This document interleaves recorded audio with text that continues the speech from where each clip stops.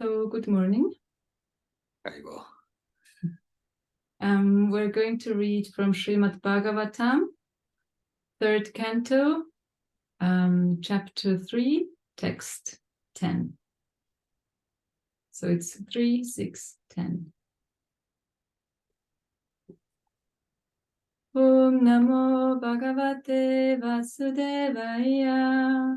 Om Namo Bhagavate Vasudevaya. Om Namo Bhagavate Vasudevaya. Namo Bhagavate Vasudevaya. Om Namo Bhagavate Vasudevaya. Namo Bhagavate Vasudevaya.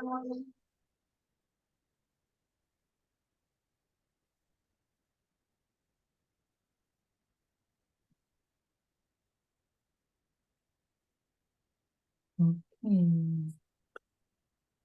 So I was going to recite the verse before reading Srimad Bhagavatam. I don't remember the beginning. Narayanam Namaskritya naram jaivam narottamam devim saraswatim vyasam tato jayam udirayet. Before reciting the Srimad Bhagavatam, which is the very means of conquest, one should first offer his humble obeisances to the Supreme Personality of Godhead Narayan, to Narayan Rishi, the supremmost human being, and to Mother Saraswati, the goddess of learning. Nasta prayeshva bhadreshu nityam bhagavata sevaya bhagavati uttama shloke bhaktir bhavati naishtiki. So we're reading text 10 from chapter 6, creation of the universal form. Smaran Vishwasrijam Isho Maham Vishwasrijam Isho Yapitam Adokshaja Yapitam Adokshaja Virajam Atapatsvena Virajam Atapatsvena Yasaisham Vivritaye Yasaisham Vivritaye Smaran Vishwasrijam Isho Smaran Vishwasrijam Isho Yapitam Adokshaja Yapitam Adokshaja Virajam Atapatsvena Virajam Atapatsvena Yasaisham Vivritaye Yasaisham Vivritaye Smaran Vishwasrijam Isho Smaran Vishwasrijam Isho Yapitam Adokshaja Yapitam Adokshaja Virajam Atapatsvena Virajam Atapatsvena Yasaisham Vivritaye Tejasaisham Vivritaye Smaran Vishwasrijam Isho Maham Vishwasrijam Isho Vigyapitam Adhokshaja Yapitam Adokshaja Virajam Atapatsvena Virajam Atapatsvena Tejasaisham Vivritaye Tejasaisham Vivritaye Smaran Vishwasrijam Isho Smaran Vishwasrijam Isho Vigyapitam Adokshaja Vigyapitam Adhokshaja Virajam Atapatsvena Virajam Atapatsvena Tejasaisham Vivritaye Tejasaisham Vivritaye. Anyone online? Okay. The word for word translation. Smaran, Smaran, remembering. remembering.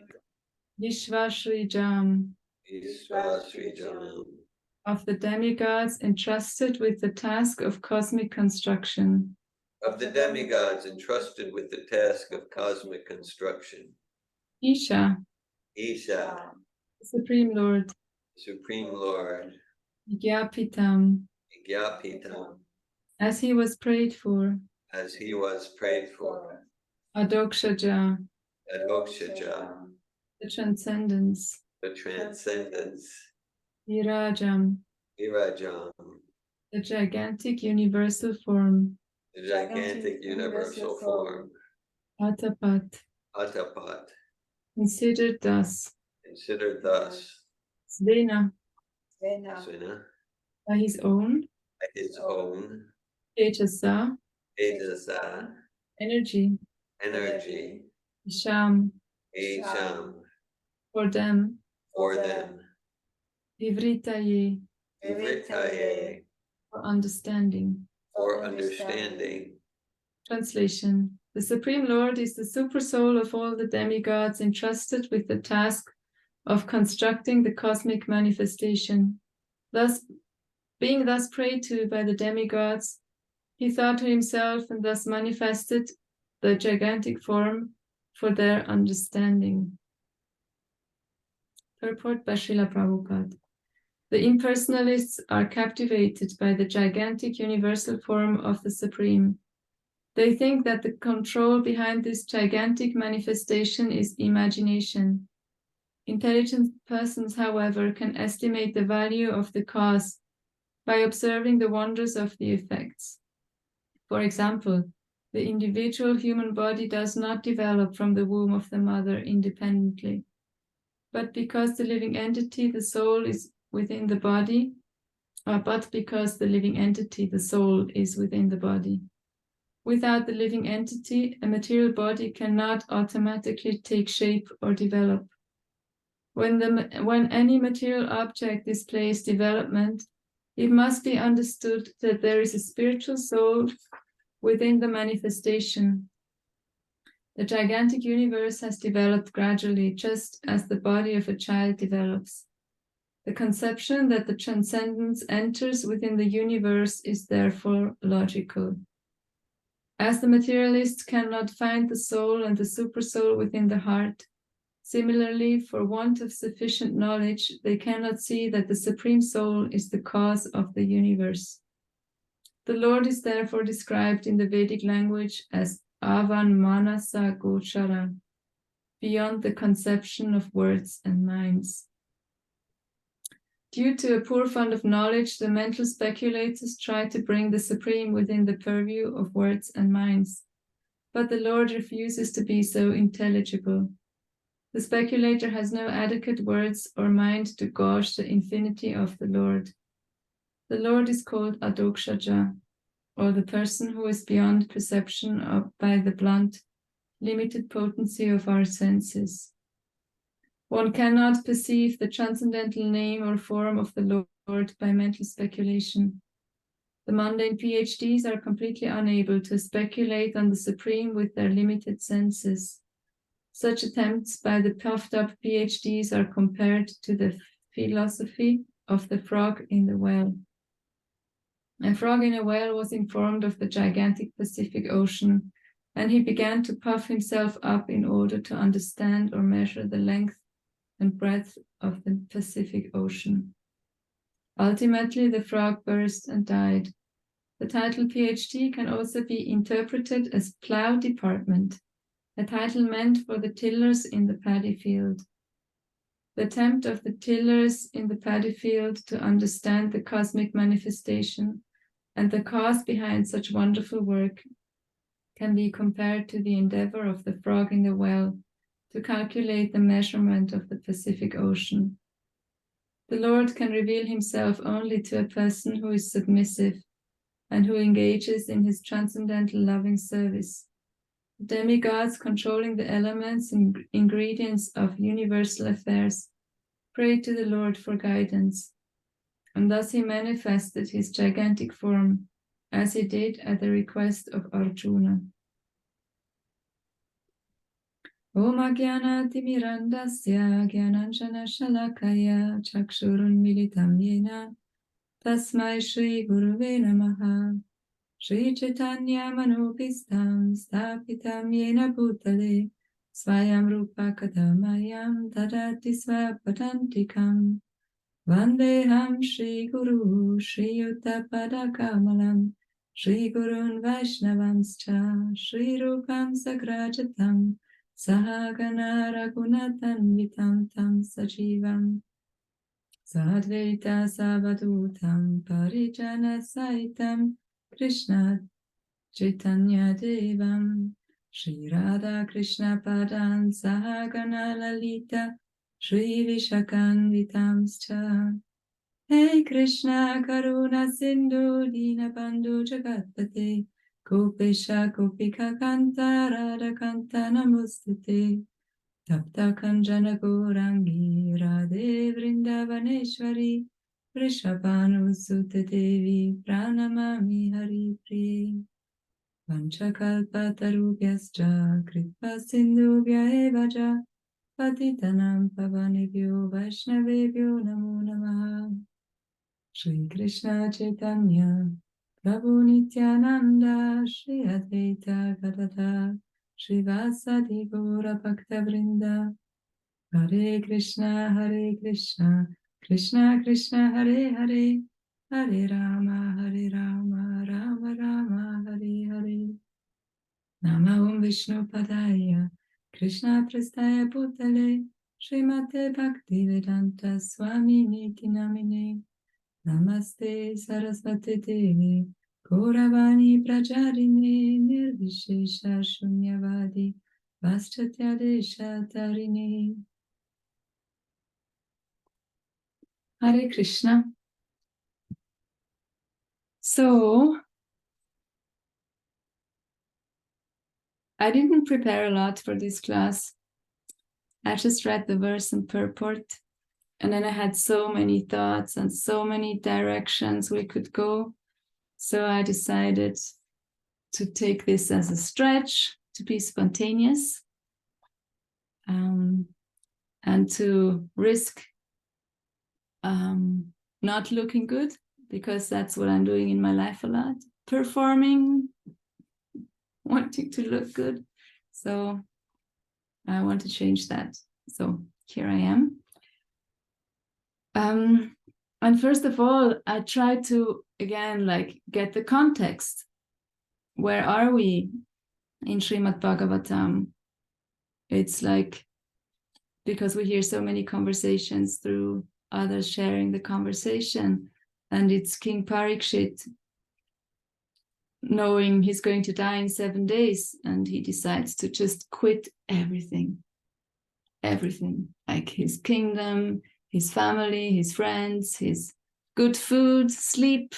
He just quits everything, and he just wants to hear, and he wants to understand what is a dying person supposed to do.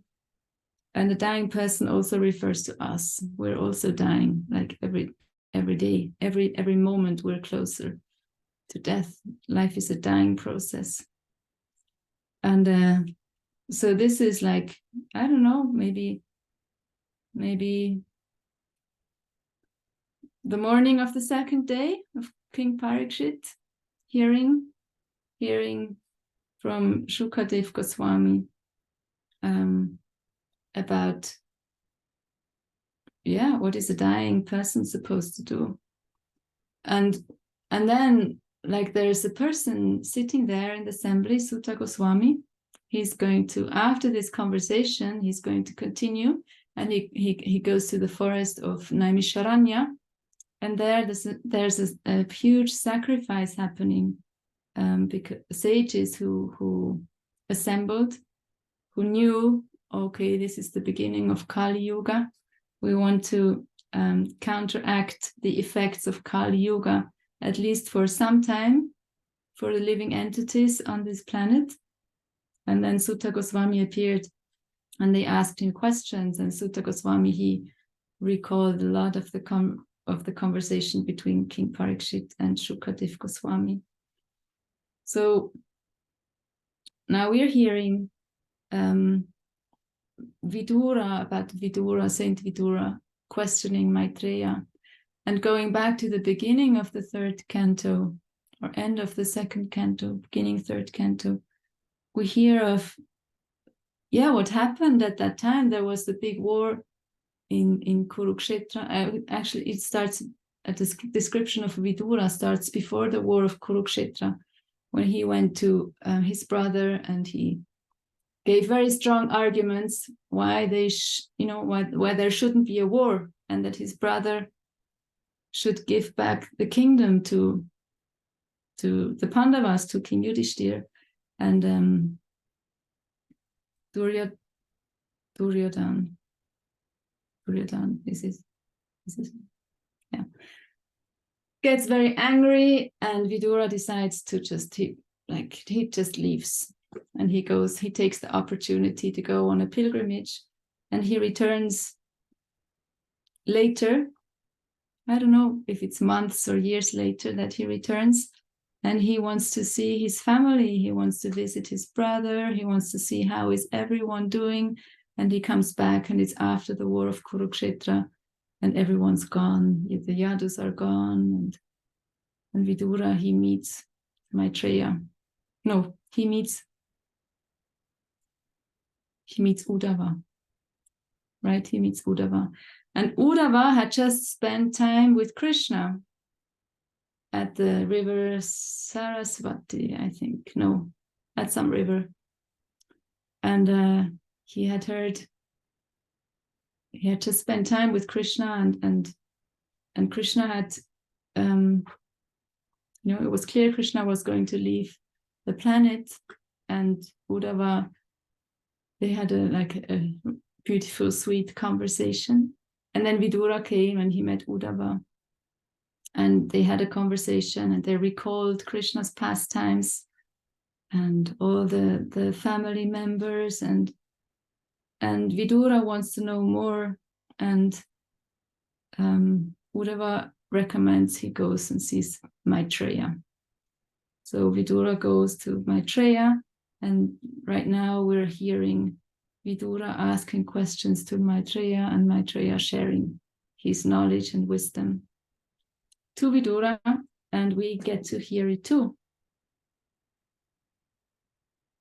So here he speaks about the creation of the universal form, and later on in the 5th canto, we can get very detailed information about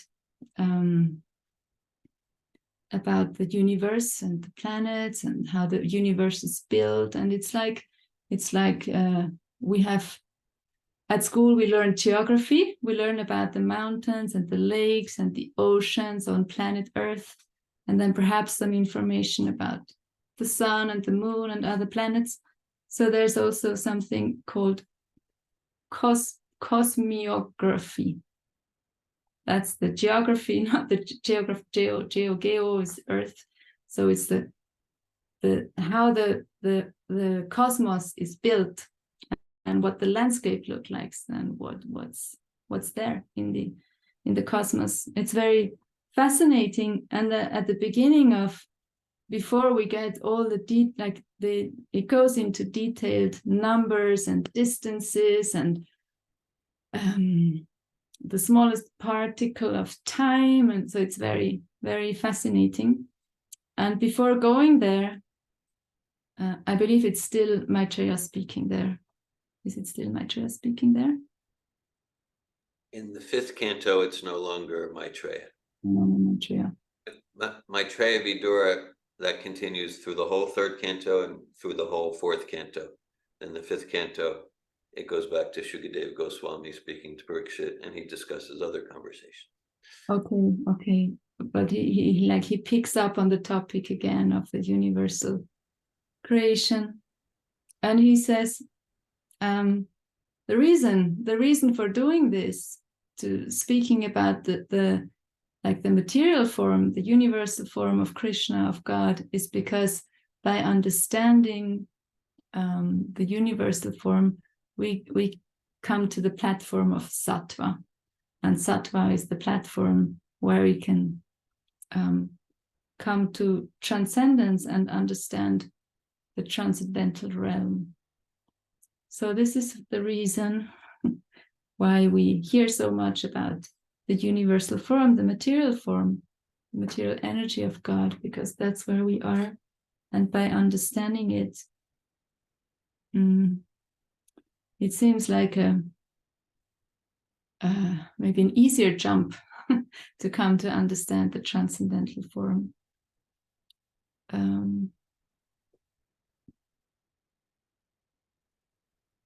So there's so much in this verse and also in the purport. And a few things stood out to me. First of all, I noticed the word adokshaja in the verse, Vigyapitam adokshaja. And then there's the translation in the word for word. Adokshaja means the transcendence. Interestingly, it's not in the translation of the verse, but it's there in the verse, and it reminded me. I mean, much of this actually reminded me of the prayers by Queen Kunti. So there's this verse where Queen Kunti also addresses Krishna as Adokshaja, and it's in the 19th verse. I have it here. She prays. I have the first canto here. That's my preparation. I might read a few verses from Queen Kunti's prayer, because there's so much teaching and content, and I believe knowledge for us in her prayers. There's so much information. And it starts with Kunti Uvacha. Namaste Purusham Tvadyam Ishvaram Prakrite Param Alaksham Sarvabhutanam Antarbahir Avastitam. So that's Queen Kunti offering her obeisances to the original personality of Godhead. And she's saying like your qualities are not to be perceived. Your qualities are not influenced by the material energy. They're not covered by the material energy. And she says you're inside everything, and at the same time you're outside of everything. And at the same time you're invisible. You're invisible to us. And she continues to pray, Maya Javani Kachanam Agyatokshajam Avyayam Nalakshasi Mudadrisha Nato Natya Daroyata. So there's the Agyatokshajam. Again, there's this word transcendence in the verse. And she says, like, oh, Krishna, you are beyond the perception of, like, our mundane senses are not able to perceive you. You're covered by the external. You're covered by the external energy of Maya, and you're not visible to the observer. Like, you're not visible to the observer. The observer cannot see you just as an art, like just as an, oh, I have the German translation here. So just as an artist, well, as an artist cannot be recognized when he's dressed up.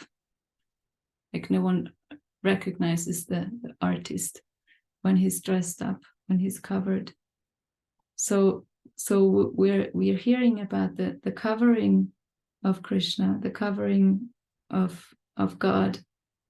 And actually it's, yeah, I am fascinated by the verses of Queen Kunti, because she continues to say that those who are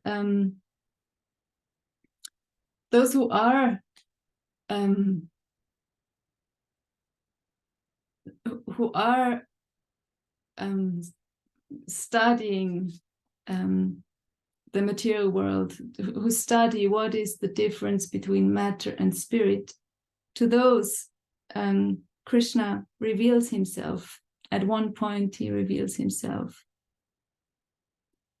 So here Krishna is, or Adokshaja, the transcendence with a capital T. It's addressing Krishna, who is not perceived by our mundane senses.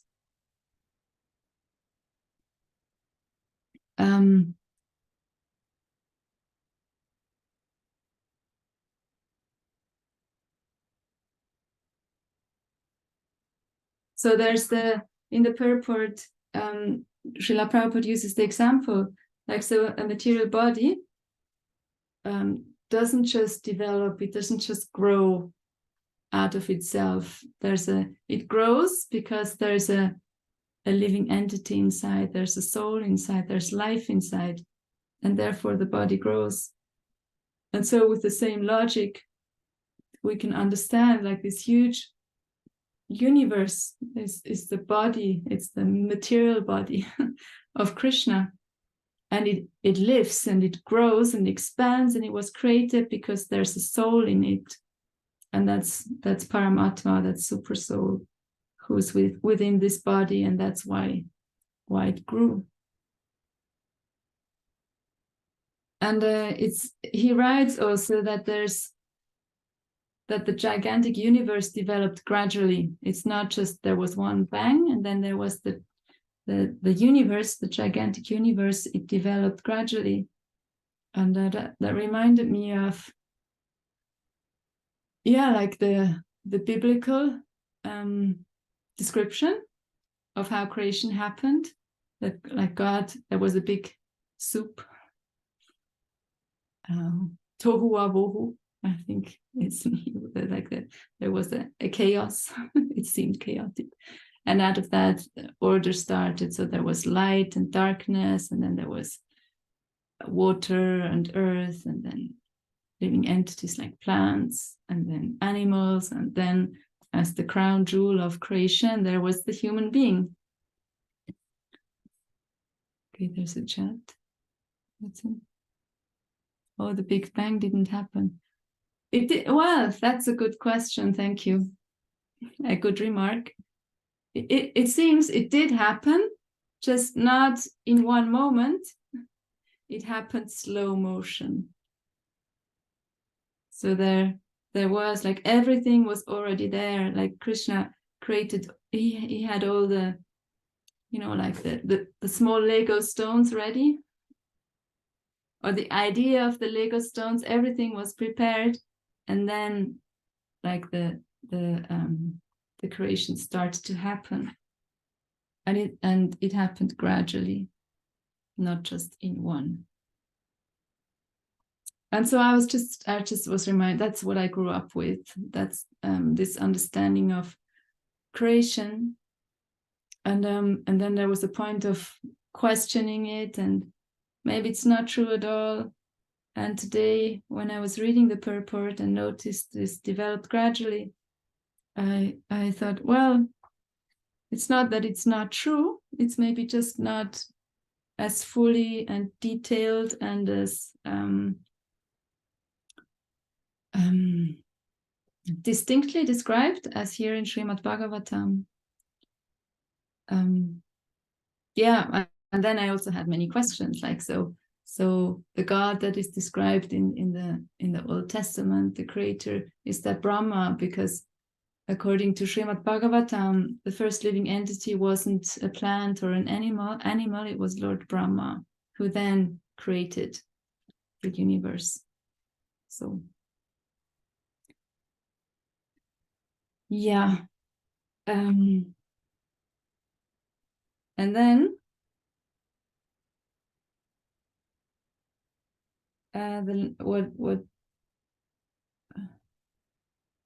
then Srila Prabhupada mentions the PhDs, and I was reading that, and I thought, oh, I don't have a PhD. This does not refer to me. Maybe Dear Govinda can get something out of this. I don't know. He has a PhD. And then I was reading it again, and I was contemplating on it, and I said, oh yeah, I can see myself in that. I can see many examples how, like the PhD, what Srila Prabhupada, what I get from his description is this saying, so simply by thinking, okay, I have studied this, I have read a book about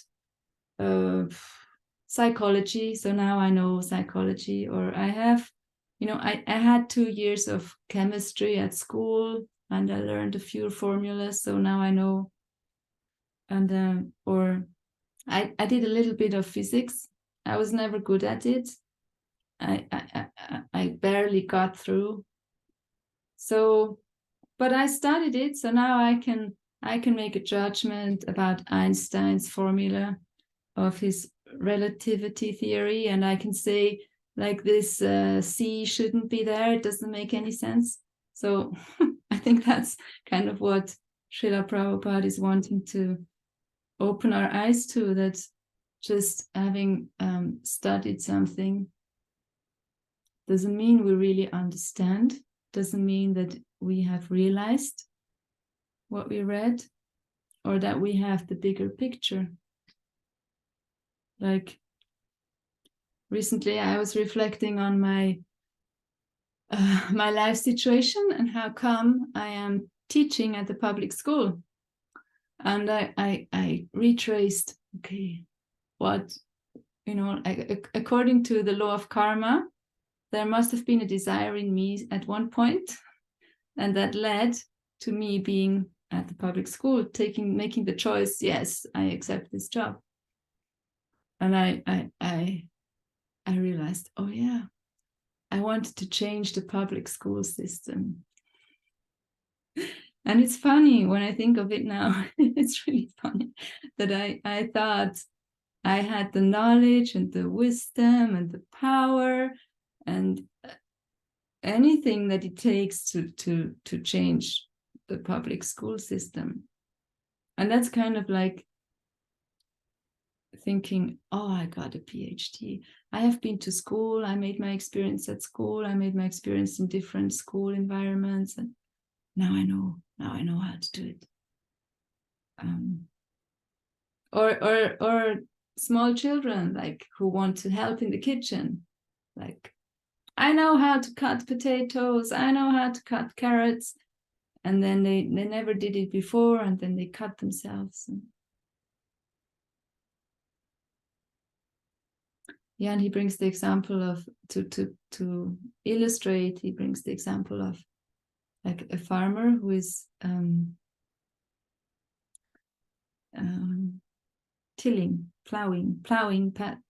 the earth, making the earth ready.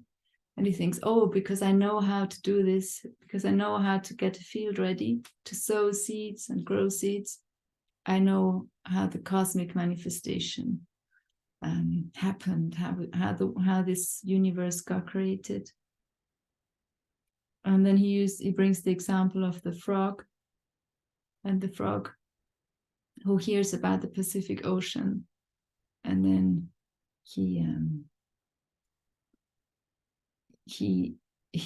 blows himself up, and he thinks, oh yeah, then I can understand the Pacific Ocean, and it doesn't work. He has no idea. He has no idea what the Pacific Ocean is. And recently, so I'm leading a Srimad Bhagavatam reading group. There's another chat. Reminds me to be humble. Reminds me to be humble. Yes. Yes. Yeah, humility. I sometimes think spiritual life, it's all about developing humility. Nothing else. Just yeah, like just this simple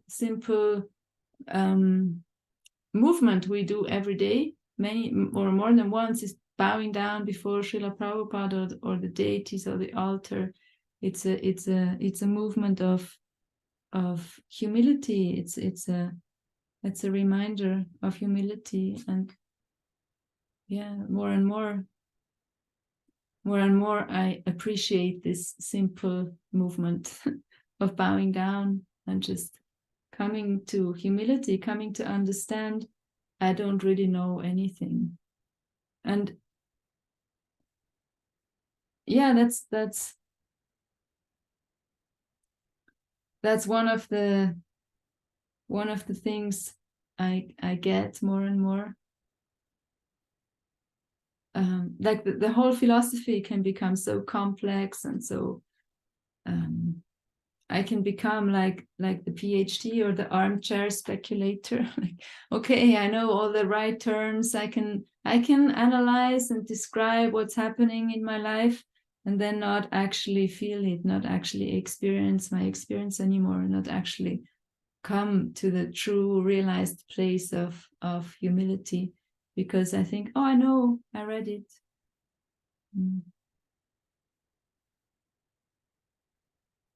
So that's not how we get to understand Krishna, just by studying or by trying to imagine, oh, so the universe is like this, and then beyond there's Krishna, and it's not that we shouldn't study, or that it's not helpful to speculate, to try to imagine, yet it's never going to lead us to really meet Krishna.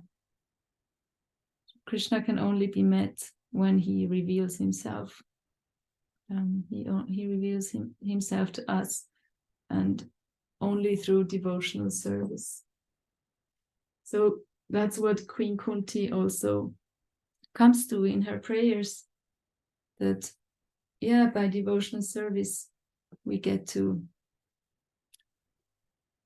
be with Krishna, we get to be empowered by Krishna, like a very moving part of that we're reading in our Srimad. I was saying something about the Srimad Bhagavatam reading group. Okay, about the PhD and thinking I know. So recently we had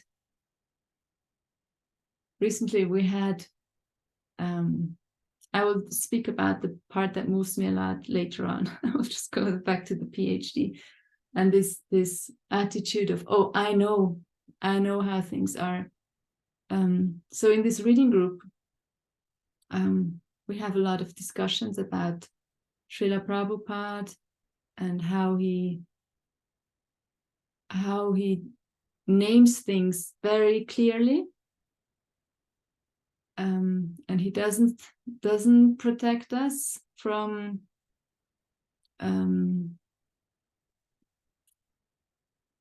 he doesn't protect us from meeting reality. He wants us to meet reality and to see reality as it is, and so he's very, very direct in his expression. And more I feel frustration and irritation when people come and say, Srila Prabhupada, he is wrong. He's wrong. And it's not so much that I can judge whether he's wrong or right. I just feel like, okay, so here's someone, and I could speak about myself. I'm speaking about someone else now, but like, here's someone who lived a life in total ignorance, and like had no idea about sattva or consciousness, or how to live a life that doesn't create heavy karmic reactions. So like the person contributes to violence, eats meat, I don't know, numbs their own experience by some kind of intoxication, whatever that intoxication is, has no control over the senses, and now comes along and says, Srila Prabhupada is wrong, or Bhaktisiddhanta Saraswati is wrong. And I get more and more frustrated, because I'm understanding more and more how little I myself know, and how I don't, like, my education wasn't really worth so much in terms of understanding the goal of life. Like, I'm learning about it now.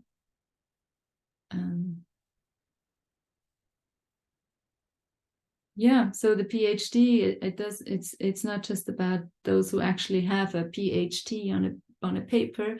It's about this attitude of I know, and not being aware of the ignorance. So, okay, going back to Krishna reveals himself by transcendental loving service.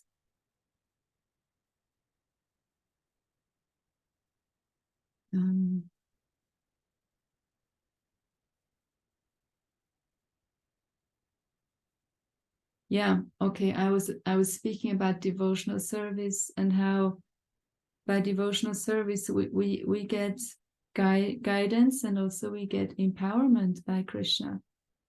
And the part that we're reading right now in Srimad Bhagavatam is where Krishna or Arjuna was sent to Mathura by King Yudhishthira, because King Yudhishthira noticed some symptoms. He noticed like donkeys making loud noises and thunders and just signs that he knew, okay, this is not a good sign, something's happening. Maybe it's the time when Krishna leaves the planet, and he sends Arjuna to go and find out what's happening. Then Arjuna comes back and he's totally, like, he lost all his powers. He said, like, I was the greatest warrior, and I had the greatest weapons, and now everything's useless. I have completely lost my power because Krishna is no longer here. And in a similar way, it seems like the demigods, they were praying to Krishna for guidance. The demigods, they are devotees, maybe not pure devotees. Some, I understand, are, some not. But they are devotees of God. They know that they cannot do anything without God. Sometimes they seem to forget, like Indra, he forgot for a moment that he's a servant of Krishna. That's when the Govardhan, it's here on the picture, and the whole Leela with Govardhan happened. Indra forgot for a moment. But the demigods, they know they're working under the guidance of the Supreme Lord, and here they're asking for guidance, and they're waiting to be empowered by Krishna. And then Krishna shows his universal form, as he did to Arjuna on the battlefield of Kurukshetra, when Arjuna was, he knew, like, okay, it's time for me to fight, but he didn't want to fight, and he was put into confusion. And then Krishna instructed Arjuna. And as part of the instruction, as part of the conversation, Arjuna wanted to see the universal form, and Krishna revealed it to him. And this last paragraph is for me a very pacifying paragraph, and very information that awakens the desire in me to come to this place of not wanting to create anything in the world that is separate from Krishna. To have visions and intentions, yet that they are fueled by Krishna consciousness, and not by any other desire to, as you know, like for the example of changing the school system, like that desire was based on, I know what's best, I know what's the better school system, I know what would make people happier, I know what would make the world a better place, and it's based on the concept, something's wrong with this world, I know better. It's like a God project. I know better. And I still think the school system could be better. Yet if that's meant to be, and Krishna wants to use me as an instrument, yeah, maybe I can do something. But I know now, like, without Krishna wanting that, there's no use in trying it. And there's Bhaktisiddhanta Saraswati's quote about like the world stands in no need of a reformer, and if someone wants to reform the world, then they need reformation.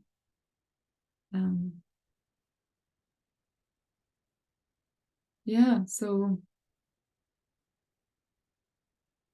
that's my understanding of the whole process of self-realization, is to see where we're at, to humbly accept where we're at, and to understand more and more what is a goal that's worthwhile going for, and creating a clear intention to go for. And yeah, we learn from Srimad Bhagavatam, from Bhagavad Gita, that the goal that is worth going for is devotional service to Krishna.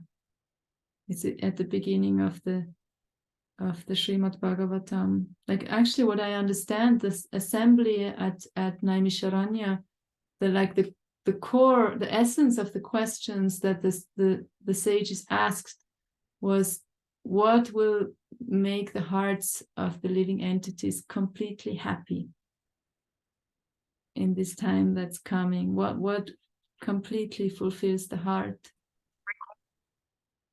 And then the answer to that is, like, so it's Sutta Goswami, he gives like a very short introduction, or like, to his speech. And he says, yeah, what completely fulfills the heart is devotional service that is unmotivated and uninterrupted. That's what's going to fulfill the heart. And it seems like the whole instruction for us is there in just a few verses, or in one verse. And then there's an expansion for us to understand the details and really come to a place of true realization, and not just, oh, I studied it, now I know it.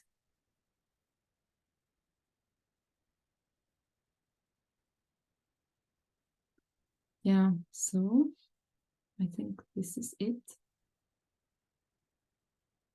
I'm very curious to hear what I like best about Srimad Bhagavatam class is the discussion afterwards. So I hope you have some questions or comments, or maybe you want to add something to what I said.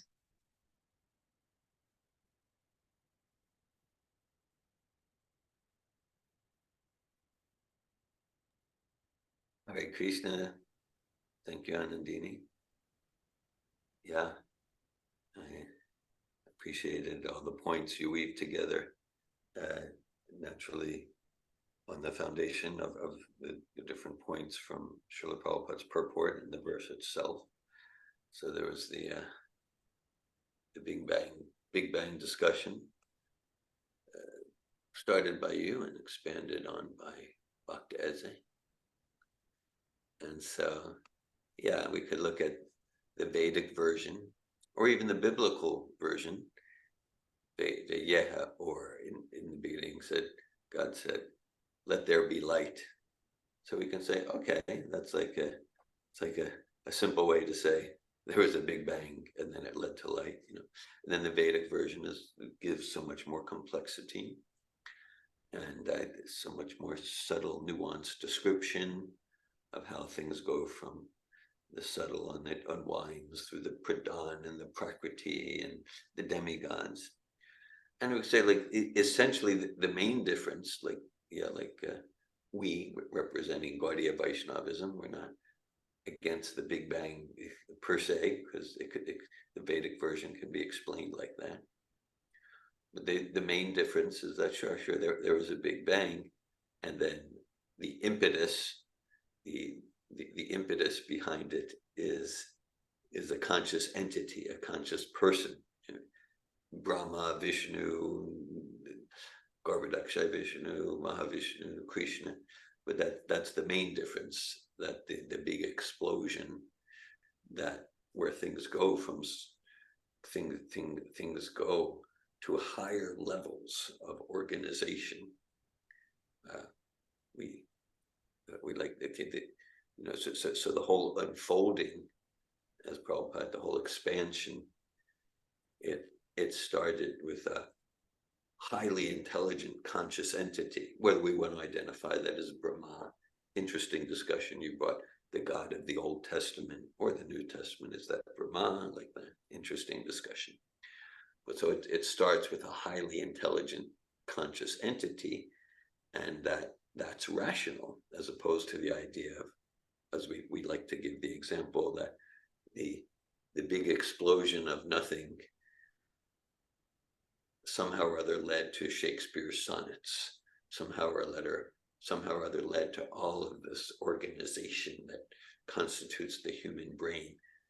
That idea that it didn't start from consciousness is contrary to a basic physics principle of entropy, that if there's not a conscious entity asserting itself, then things will go to lesser and lesser levels of structure and organization, like, say, our house or the kitchen, right? If we don't consciously apply ourselves, it's going to get messier and messier and less organized, dirtier and dirtier. So that the matter coming to more and more complex forms, yeah, okay, that makes sense, that there's a conscious entity behind the start of the explosion, the bang, the unfolding, whatever we want to call it, the Mahatattva into the Pradhan, into the Prakriti, and the modes, and moved by time, like that. So that's something I wanted to add.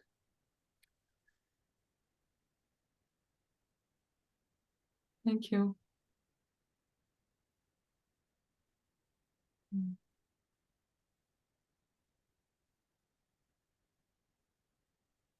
And then, okay, so the humility, you mentioned, Valerie made a chat about humility, and then you said, yeah, it's kind of, yeah, following up on Prabhupada's PhD, plow department, tiller in the field. You gave so many effective examples there.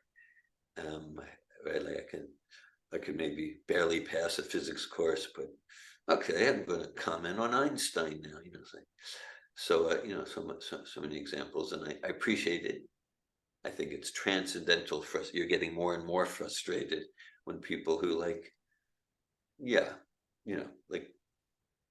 they've dedicated their life to ignorance, not to self-realization, not to spiritual science. And Prabhupada is wrong about this. You're getting more and more frustrated about that. So I appreciate that. Okay, and there's a question like realizing that we know nothing, and that's like humility. So how does that go along with the spirit soul is chit potency, means we're naturally full of knowledge. We're actually full of knowledge and wisdom. So how does that go along with I know nothing? If you want to comment on that. Okay, thank you. I like this question. I also want to comment on, so people who dedicate their life to ignorance and then make judgments, think, okay, now I know, I didn't complete my thinking on that. So there's this, like the person like me, dedicated to ignorance and not knowing and living a very impure life. And then, okay, so there's transformation happening now. But then, personalities like Bhaktisiddhanta Saraswati or Srila Prabhupada, who from the beginning of their lives, they lived a pure life. And they got eternal knowledge, they got universal knowledge from the first day. And they would, study from those who were pure too. And they also have the connection to Krishna in the heart, or Krishna directly, like they have direct information. They check their information they got with, okay, Krishna, is this true? That's how they come to knowledge. And yeah, I didn't share that part of, the contrast, just the contrast of sitting at a a chair, like fully in ignorance and at the table, and okay, now I worked it out, not consulting higher intelligence or wiser people or anything. Yeah. So your question, I like your question, because what comes to my mind is like, okay, when I got trained as a teacher, I heard of alternate ways of teaching, alternate attitudes and approaches. And one approach is the child has everything in them. We don't need to do anything because the child has everything inside. And then it's like an extreme, like the one side I was learning at the official training was the child doesn't know anything, we just need to fill it with knowledge. And then the other extreme, the child knows everything, we don't need to give any boundaries, we don't give any knowledge, we don't share our opinion because they know everything. And so what I'm understanding now is that like both is true. Like it's important to get knowledge from external, like knowledge about the universal form, for example. How does the world function? What are my duties? How do I fulfill my duties? Like that's knowledge. Or learn the letters to read or the numbers to make some calculations. That knowledge about how to do practical things is not the same knowledge that is within the soul. Like Bhagavad Gita defines knowledge in from a very different point of view. Like knowledge is not accumulation of facts.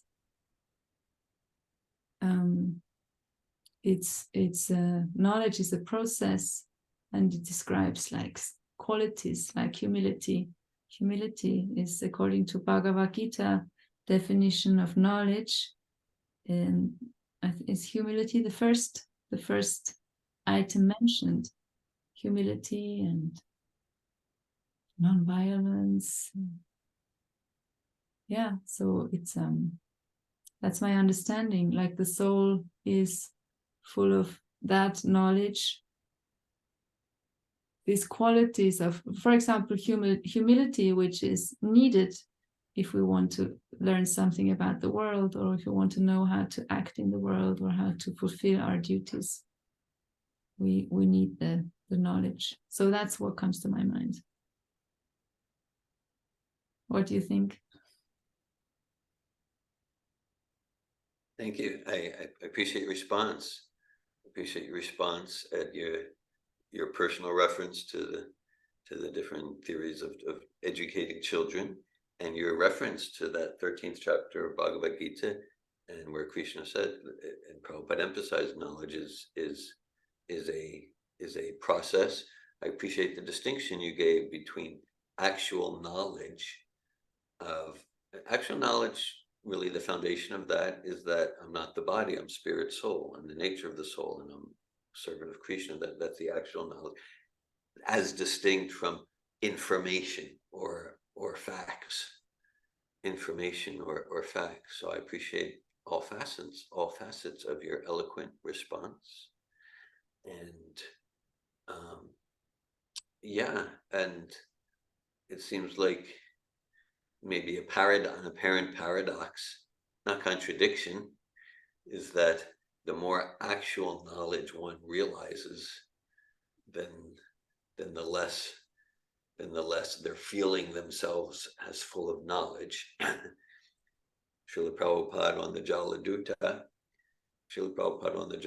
in his poems there, he has some lines there that says, I have no knowledge and no devotion.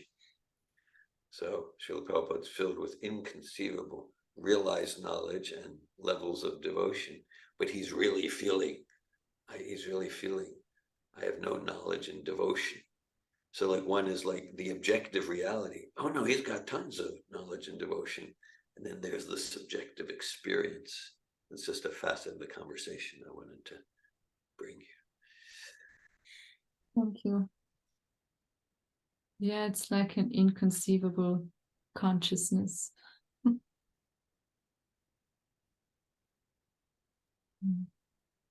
Hare Krishna. Krishna, I'm sorry I never raised my hand. For some reason, my phone doesn't show that button of raise your hand, so I always have to just cut in. Anyway, thank you for class. It was very, so many points, and I'm not sure why this even came into my mind. It made perfect sense while you were talking, but then I'm like, how did that thought connect to the class? I'm not sure it does, but I was just thinking, like, on the creation story, like, now it seems like, creation 101 or a child story or something. And what I did always appreciate is if you grew up with all these stories from the Bible, and some of them were very fantastical, but you just believed them. I felt like when I came into Krishna consciousness, it helped me because I would think when something seemed really crazy, and I'd be like, oh, how can I believe that? Then I'd go back to like stories that I took without even questioning. Moses parted the Red Sea. It never even occurred to me that that wasn't true. Like God's involved, so that can happen, and that's it. So then I would bring that into Krishna consciousness, and like when I'm at Govardhan Puja for the first time, and I'm understanding this story, he lifted the hill. I'm like, well, of course he could lift the hill, But I think it was that basis, and even though now it seems very 101, a lot of the stuff we learned in the Bible, I feel like it helped me to accept the things without having to understand or understand them constantly from a scientific, like it gave me faith. Well, if God's involved, anything can happen. So that sounds a little far-fetched, but I believe it. Yeah, you know what I mean? So I don't know, that all those thoughts came to my head when you were talking earlier on. I don't know how they pull in, but I just wanted to mention them. Thank you. Yeah, thank you. I appreciate a lot what you're sharing. It illustrates for me the power of these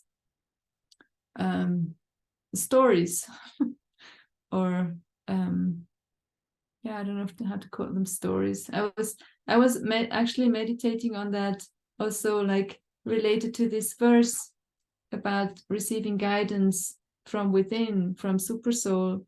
I was thinking of Noah, Noah who built the ark. Like he heard the instruction from God.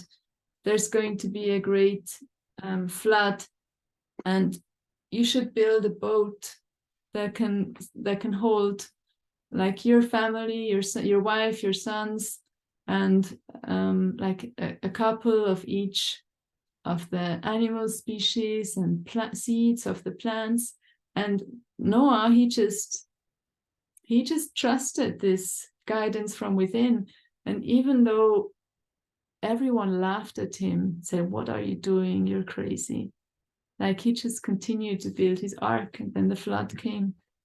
So yeah, I see like what from when you're speaking, how all these biblical stories, they have influenced me and prepared me to come to Srimad Bhagavatam.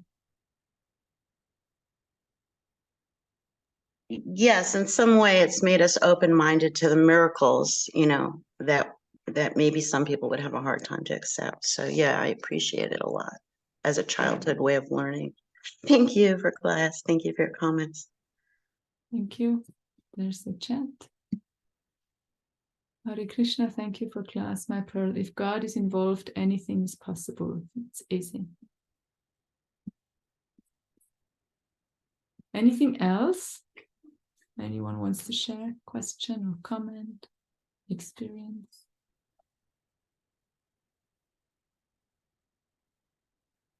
Okay, so I'll read the verse again.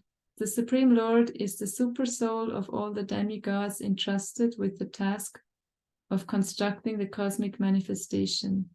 Being thus prayed to by the demigods, he thought to himself and thus manifested the gigantic form for their understanding. Srimad Bhagavatam ki jai, Srila Prabhupada ki jai. Hare Krishna. Thank you, Anandini. Hare Krishna.